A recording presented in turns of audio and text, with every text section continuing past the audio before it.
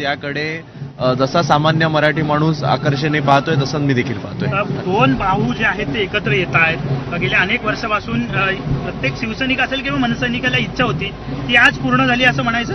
नाही बघा, शेवटी कसं आहे, हा प्रत्येक मराठी माणसासाठी आज एक आनंद उत्सव आहे, विजयाचा दिवस आहे आणि त्यामुळे विजय साजरा करायला तुम्ही येणारे सगळे जे कार्यकर्ते असतील, मराठी प्रेमी जनता असेल, यांचे सुद्धा चेहऱ्यावरचे हावभाव बघा, एक अतिशय उत्साहाचं वातावरण आहे। आणि शेवटी पावसाळ्याचे दिवस आहेत त्याच्यामुळे आम्हाला हा बंदिस्त जागा घ्यावी लागली, नाहीतर मला वाटतं शिवाजी पार्क सुद्धा कमी पडलं असतं। राजकीय युतीची नांदी आजचा हा कार्यक्रम मला वाटतं ते वरिष्ठ नेते ठरवतील, सगळं आजच नको, आज आधी उद्धव ठाकरे साहेब, राज ठाकरे साहेब यांचं मार्गदर्शन होऊ दे, कार्यकर्त्यांच्या भावना, नेत्यांच्या भावना या मला वाटतं बऱ्या मराठी, महाराष्ट्र म्हणजे मराठी ही आपली जी भाषा आहे या राज्याची, तिच्या विरुद्ध अतिक्रमण करण्याचा साम्राज्य राज्यकर्ते जे प्रयत्न करतात त्याच्या विरुद्ध आज हा मोठा जनसमुदाय आलेला आहे। मला वाटतं या ठिकाणी मोठ्या प्रमाणामध्ये प्रतिक्रिया आहे आणि ह्याच्यामुळे मराठी आणि महाराष्ट्रातल्या जो मराठी म्हणजे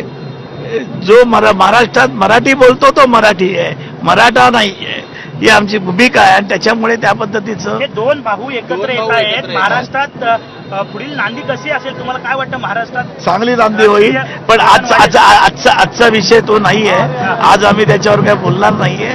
पण दोन्ही भावांचं मी स्वागत आधीच केलेलं आहे ज्या वेळेला ही चर्चा सुरू झाली ती, आणि दोन भाऊ 100% एकत्र राहणार आहेत आणि त्याच्यावरची प्रतिक्रिया होईल ती आजच्या मेळाव्यानंतर कळेल। त्याच्यावर आघाडीमध्ये तुम्ही देखील आहात आणि एकूणच मागील काही जर का निवडणुका पाहायच्या तर कुठंतरी, पण आज मी त्याच्यावर कुठलीही कॉमेंट्स करणार नाहीये।